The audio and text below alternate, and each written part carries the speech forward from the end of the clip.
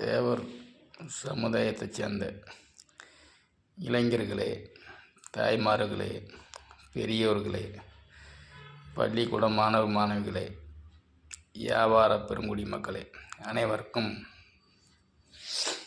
என் வணக்கம்.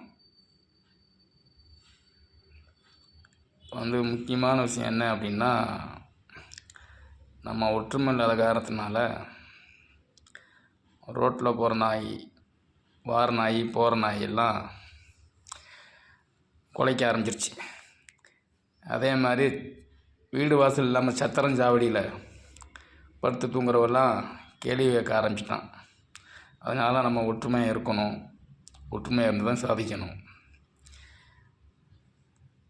4 நாவுக்கும் 8 நாவுக்கும் தீபாவளிக்கும் பொங்கலுக்கும் வீட்டுக்கு முன்னாடி நிற்பானே, அவன்லாம் இன்றைக்கி நம்மளை பற்றி பேசுகிற அளவுக்கு ஆளாகிட்டான். அதனால் இதை இப்படியே விட்டுக்கிட்டு இருக்கக்கூடாது. இதுக்கு என்ன வழியோ அதை தமிழ்நாடு முதலமைச்சரை பார்த்து இந்த கோரிக்கை வைக்கணும். கூடிய விரைவில் முதலமைச்சரை போய் சந்திக்கிறதுக்கு எங்கள் கட்சி சார்பாக எல்லாம் ஒரு ஆலோசனை கூட்டம் நடைபெறுவதாக இருக்கிறது. அதை கலந்து பேசிக்கிட்டு தமிழ்நாடு முதலமைச்சர் அவர்களை போய் பார்க்கறதுக்கு ஏற்பாடு பண்ணுவோம்.